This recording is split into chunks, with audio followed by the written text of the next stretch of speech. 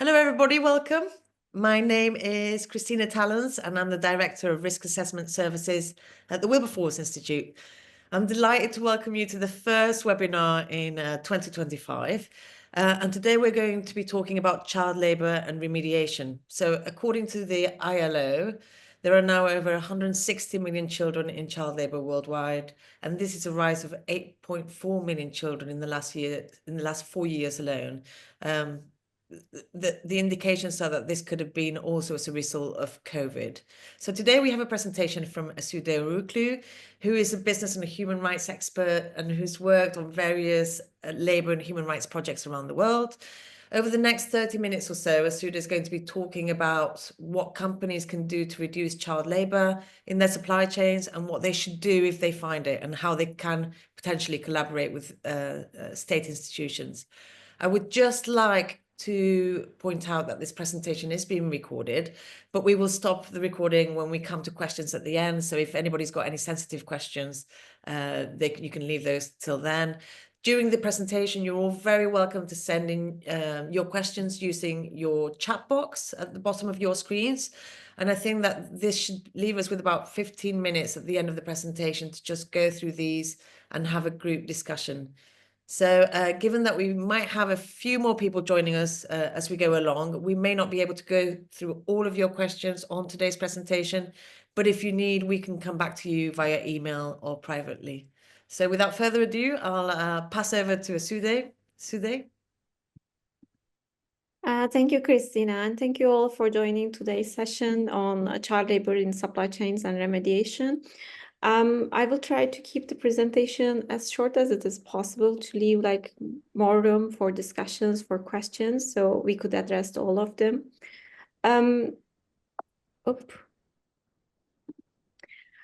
Of course, there are lots of reasons for to be interested on child labor and child labor remediation for businesses. Like we see some push factors and pull factors such as legal framework, risk mitigations, and compliance with the code of conduct and client requirements and reputation. And then there are also some pull factors about stakeholder expectation and meaningful engagement, long-term impact, access to finance, because more and more and the banks and the investment organizations are requiring full due diligence for accessing to finance and ethical principles. But the subject is more coming to the agenda with the local laws and legal compliance, but also with the international framework on business responsibility, such as UN guiding principles, OECD guidelines for the multinational enterprises, ILO tripartite declaration. But even before them, we see also development of such standards at the multi-stakeholder initiatives, at the industry standards and certification, and impact frameworks like the Sustainable Development Goals. And if you will take the framework of the UN guiding principles, the fundamental rights that has to be protected, the human rights, is one of them is child labor elimination. And the framework clearly indicates the state's duty to protect and then business responsibility to respect and access to remedy. And this is kind of like the baseline of what we're going to discuss today, because it is really linked to the responsibility and impact level, like how you create remedy. And still, it's important to highlight that the states are the main duty bearers to provide protection for human rights violations. And also they are still the main players for providing the remedy. So when it comes to the business side, it's either contributing to access to remedy or respecting the rights or safeguarding them. And in that sense, the impact that the businesses play on child labor has a critical importance for deciding what kind of remedy will be provided. So the company may identify that it has involved in child labor impacts. It could be in the form of causing, contribution, or linkages. And based on this, three possibilities, the remedy program or the remedy responsibility of the company has been changing. And one thing that has to be highlighted is the main legal framework related to the child labor is on ILO conventions. One of them is on the minimum wage and the other one is on the worst forms of child labor. And in fact, like these both conventions has been widely ratified by the states, like over, I think, 189 countries that's been member of the ILO. Maybe the 170 of them has ratified those conventions. So among all the core conventions under the Fundamental Declaration, like 10 of them, and the minimum age convention and the worst form of the child labor are the ones that are widely ratified. And even there are some countries that has not ratified them. It does not necessarily mean that they don't have the laws or legal requirements for the minimum age. They do, like some of them they do. So in that sense, like we may question like if the legal framework, like the local legal framework is there, the minimum age is there, like why do we still see child labor in the supply chains? So um, of course, there are some risks and underlying causes of child labor, which I would go through like very quickly, such as the poverty, socioeconomic pressure, which is often the main driver on child labor. The other could be like the gaps in legislation and enforcement. So we could see that the countries, they had ratified the child labor conventions and have the necessary legal requirements in place, but there are certain gaps. Like for instance, there could be a gap between the compulsory education age and then the access to the employment age and so on. Or there might be lack of enforcement, because in most of the cases where we see a large scale of child labor in certain industries or a certain part of the country, that means that it's implicitly allowed by the state. It's either not controlled or monitored. It's not always mean that the minimum age limits are not there. And other part could be linked to the lack of awareness, policy or commitment or action, or sometimes it could be linked to the business conduct and business environment. And since this is a webinar, like mainly focusing on the on businesses, so I will just explore a bit like why do we may see it like more at the business context. One reason behind could be the complexity of the supply chains. Supply chains are not fully transparent and complete traceability is not possible for certain products. Those who would be working in the sector such as agriculture in various products would know that the traceability is very difficult to achieve at the full term, especially if the products is being mixed in certain levels, like after the smallholders or at the plantation level.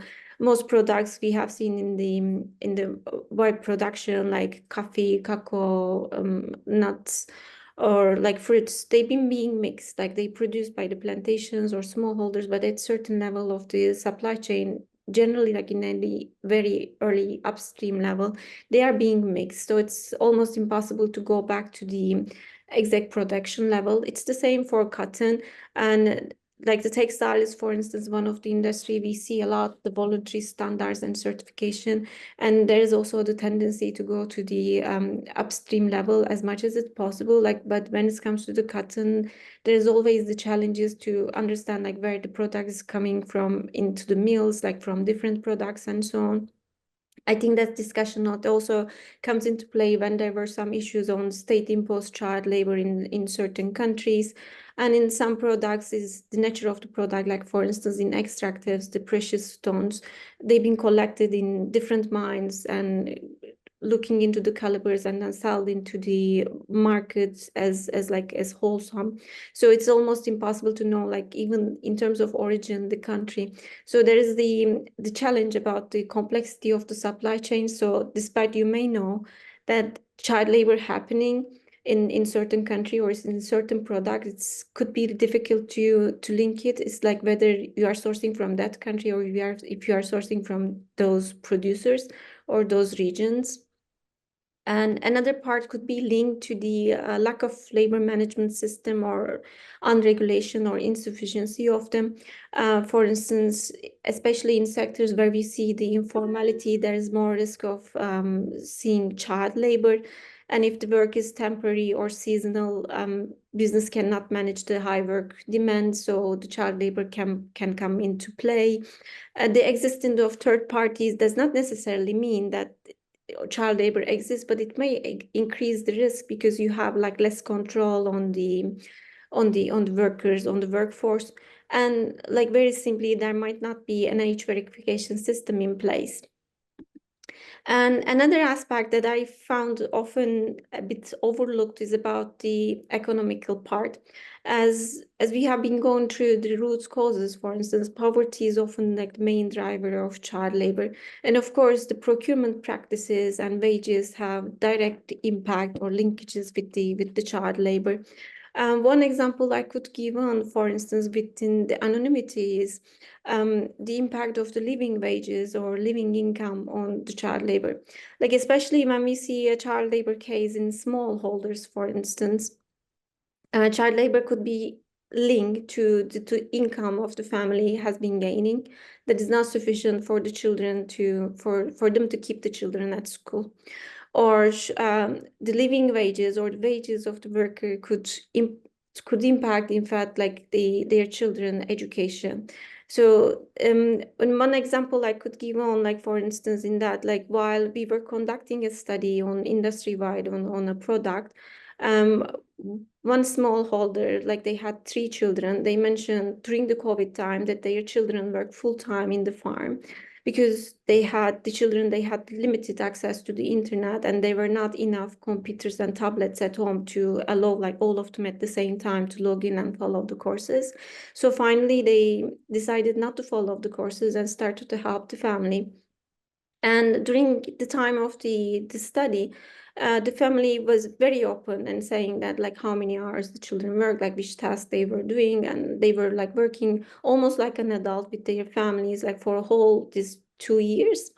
And but they also said at the same time, like during that time, they could able to multiply the production and cover some of their debt with the tractors and so on. So it actually allowed them to um, provide like more funding for their children to complete their education or go back to the school.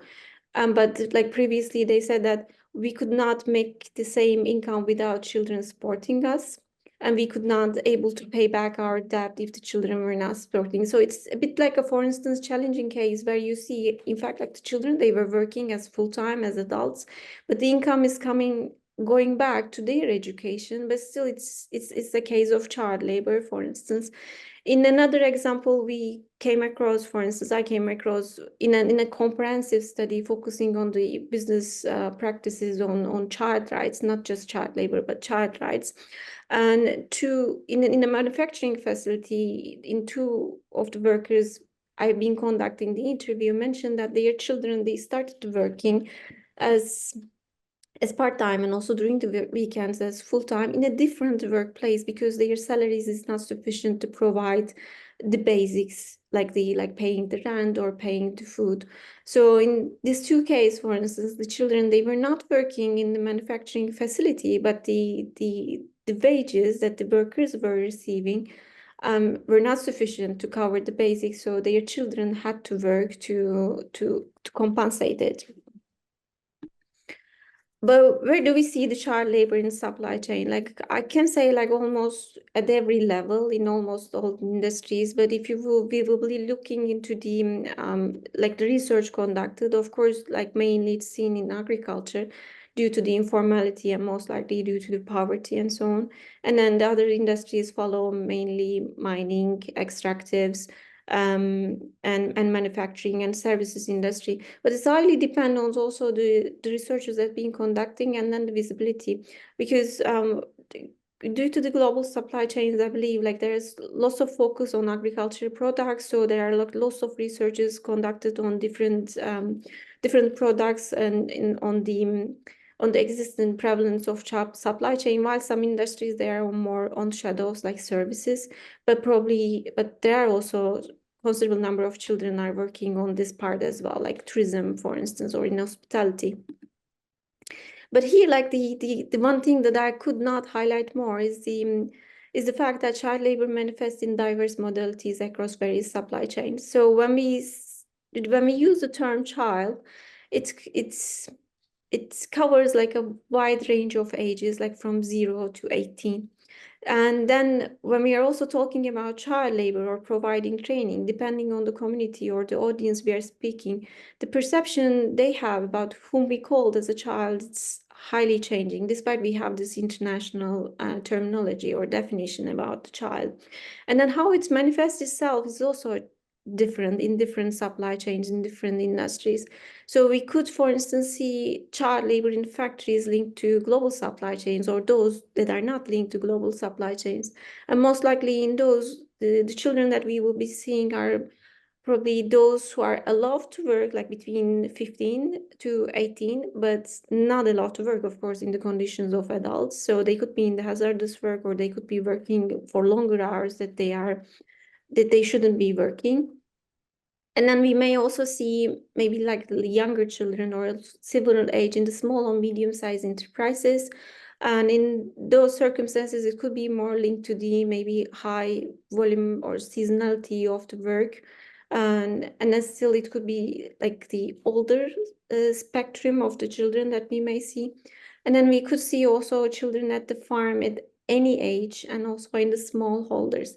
So the model, or like the age group that we are seeing in fact has um very particular importance for creating the remedy, because if you are seeing children who are working at the smallholder level in agriculture, for instance, with the family members, it requires different sets of remedy measures. If we are seeing them at the farm plantations, for instance, due to lack of control at the management or age verification level. And then if we are seeing the children working at the factories, for instance, like in hazardous tasks, is required different remediation. And if we are seeing them at the small and medium-sized enterprises.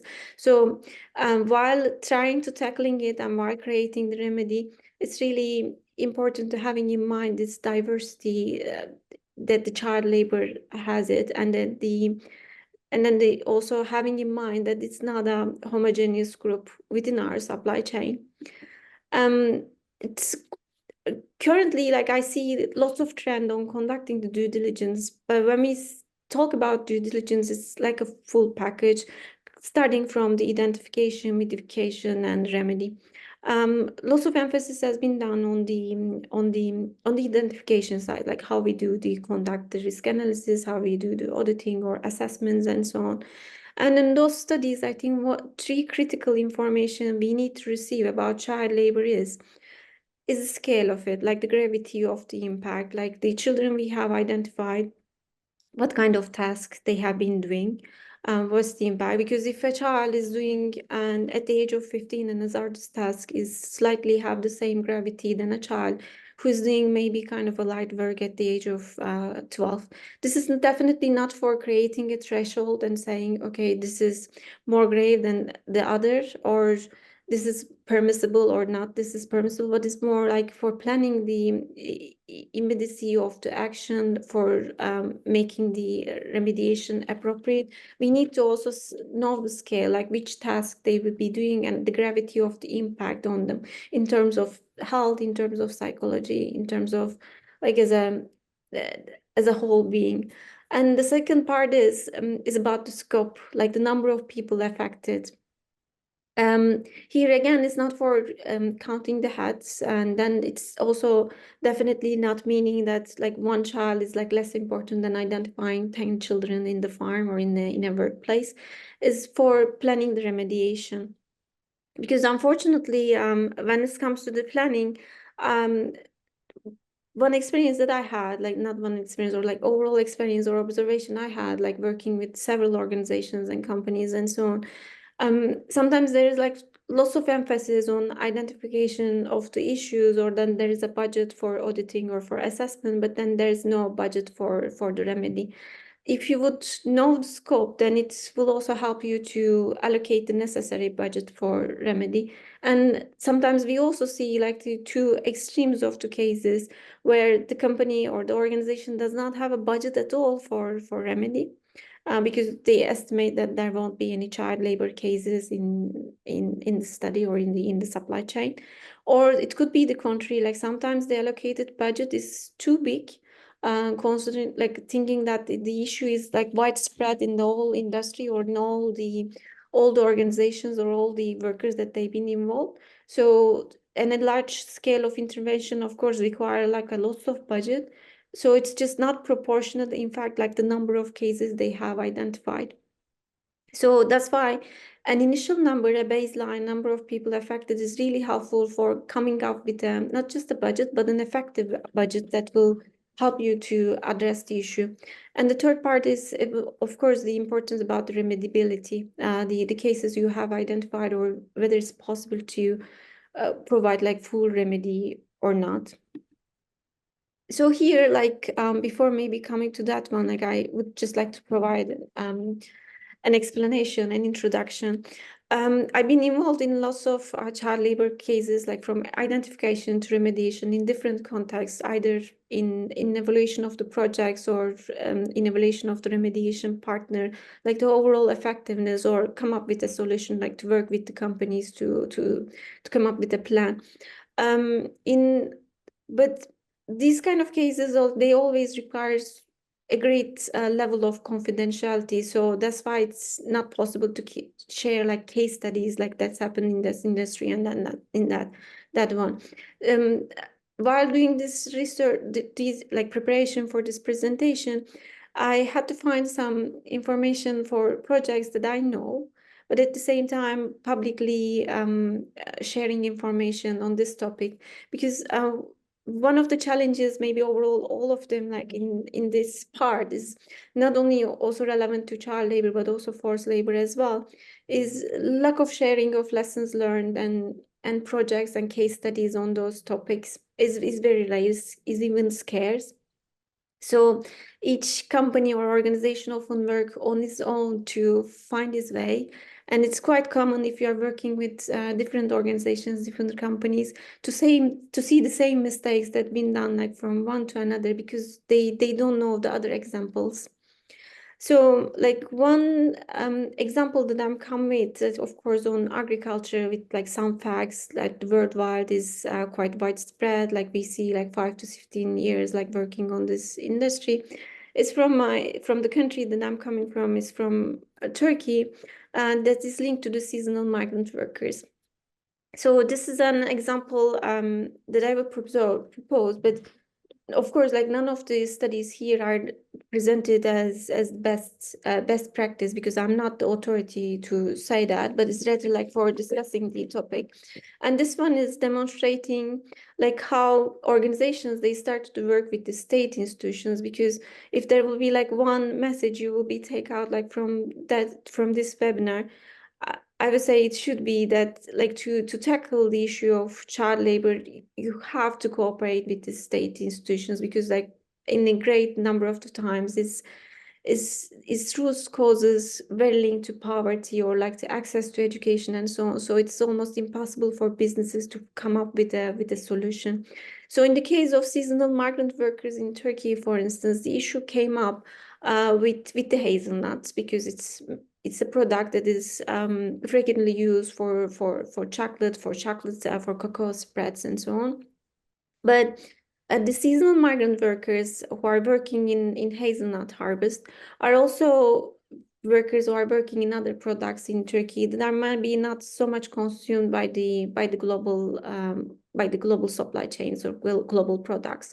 So those workers, they started migrating from May to October, sometimes end of October, like for 8 months, from one product to another. And hazelnut is only one product they've been working like for a month during the summer months, and in fact while the schools are closed.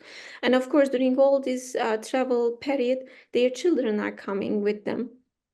So initially one project has been started like 10 years ago with an industry organization with the cooperation of ILO, first targeting just the areas that are producing hazelnuts suppliers. But then this project has been expanded to other two projects as well. So another project was created, again, like more area-based with a company. And then another project comes in like with a bigger budget, with an international funding, targeting all the cities that the migrant workers are being visiting. So in that project, for instance, there has not been like only awareness activities for the farmers or for the supply chain actors, but there were also trainings and capacity building activities for the governmental organizations, inspectors, and local authorities, and so on. So in one side, the relevant ministries are also taking into board, like for raising awareness, And the project tried to facilitate access to the education for children, not only during the summer months, but also outside the summer months, so they could be also registered to relevant institutions. And it's more importantly, try to promote the coordination, because that's an issue, in fact, like linked to the poverty, linked to access to education, but also supply chain practices in terms of labor contracting and so on. So more information can be found on these relevant projects on the ILO webpage. But overall, the project, 3 projects, they focused also initiatives like from the government side, and also building capacity to tackle that issue in a more comprehensive way, because the scale of the child labor was widespread, like among all country in different products. It was not particular or relevant to only one product, only one region. And here, like I could say, the approach that the ILO was using, again, it's based on like another ILO resource on all work and no play, in a systematic approach, is looking in a more in a value chain perspective, not just in a supply chain perspective. So we see some functions that are related to the child labor and some functions related to the value chain. And in fact, if you will look into the root causes relevant to the issues you find identified in your supply chain, in your businesses, it's really important to look into the other functions, because that's how you're going to create the remedy. For instance, if the child has access to educational services, if the educational services are available in some of the countries, for instance, in Africa, while creating such approach for access to the education, it was also important to look into the infrastructure system. So for a while, I think there were some tendency to create schools in different villages, places, so it seemed not working. So the approach has changed and started to work in a more government, like in cooperation with the government. And also, it's important to look into the childcare services, because even you can refer the children to the school. That could be like one solution. Sometimes, not sometimes, like most of the times, like the schooling hours are not covering the full-time working hours in agriculture. So still we have to come up with some solution, like where the children have to be cared, like before, like in agriculture, for instance, like most families, they go to the farms like really early hours, like at 5, 6 in the morning, when the schools are not yet open, and then they come back at home also still late, like it's 6 or 7, and most schools, they close at 4. So between those hours also, there has to be some childcare system that could provide the child a safe environment, and also access to finance if the family need to have the social security and so on. So this whole value chain approach, in fact, it helps to create a comprehensive intervention for the child labor in cases where the scale of the problem is big, it's widespread in the country or in the industry. And then we see also like a more to the point approach, which I will come to the second example, a more like a case by case approach. And here, like I will make a short introduction, like what private sectors do, like for the elimination of child labor. And here I will provide a bit of like humble recommendations, for instance, for some of them. One of them is about creating policies and procedures of elimination of child labor. This is widely promoted, and to having a management system, having an age verification system, and so on. But here I would like to highlight 3 points. One is about the capacity. Like while creating the procedures and policies, I think it's really important to see whether the organization have the capacity to implement them. Because sometimes we came across with the procedures that are perfectly written, or the policies, but the organizations, they don't have the capacity to implement them. Also for the age verification system, for instance, if it's too complicated, if it's not adapted to the local context, if it's not feasible, and having the perfect procedure is not going to solve the issue, or not even contribute to it. And of course, looking into the capacity plus the feasibility of it, sometimes it could be like too technical or not possible to implement such practices, so it has to be adapted to the local context. And the last part is about remediation. Like while most procedures are creating like in a very extensive way, like how to do the things, when it comes to remediation, there's there's often like a very limited information about like what would be done or what would be the processes that would be followed up. Here, I think it's really critical to highlight like the case management system, like because the remedy has to be tailored according to the needs, according to the circumstances. But in a great number of the cases where I have to review the procedures, I often came across with like one sentence, the saying that the child will be referred to the education. But it's first of all, it will be like the only solution that would be implemented. It's a lot more complicated than having the sentence like the child will be referred to the education, because in fact the children are in the situation of child labor most of the time because of the fact that their families, they allow them to be working. So it's not out of the knowledge of the family. So it requires a negotiation, a discussion process with the parent to find the right answer, right remedy. So in other cases, the child could be in fact already out of the education. So if they are dropped out of the education, like the referral system could not be possible. The child might not be want to go back to the education. So all these possibilities is make it difficult to refer to education, but even it will be the only solution that will be implemented, still it has to be described like how it would be done, because it's definitely not as simple as it's being written. And it's like what I would recommend is rather having a case management system, like how it will be intervened in each case, like how the parents will be coming to the discussion, how the solution will be found, and which values or principles will be respected, like while doing all this process. In the supply chain mapping and risk assessment and supplier checks, I would definitely recommend to looking into the scalability and scope of the problem, not just like identifying the issues, but to see the scale of it and scope of it to come up with the right remediation plan and the budget. And of course, like supporting the collective actions could be one way. And here the examples I have is from the Center for Business and Child Rights. Um, they recently published a report about 1,000 reports of cases of child labor. And in terms of transparency, I found this report highly valuable because, as I mentioned, like the scarcity of information about how the cases are remediated is makes it almost impossible to have lesson learned or share the findings. But in that report, it's touch upon like some critical questions, such as like who would be going to pay for the remedy process, like how long it should be. So I think these are all the topics that's worth discussing when deciding about remediation process. And the remediation process they implement is more case-based, not so much on like large scale, but like if what should be done like when each case is identified.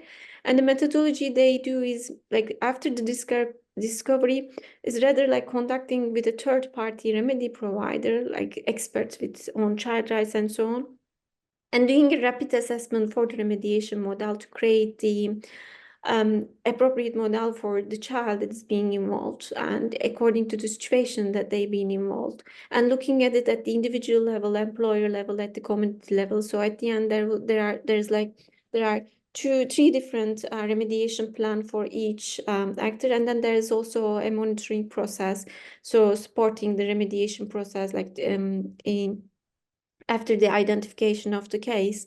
And they, in terms of due diligence principles, for instance, they highlight that the remediation response has to be respond to the needs of the child, and it's also a response to the scale and severity of the case, and with the professional support of the child rights experts, and should provide the adequate remedy.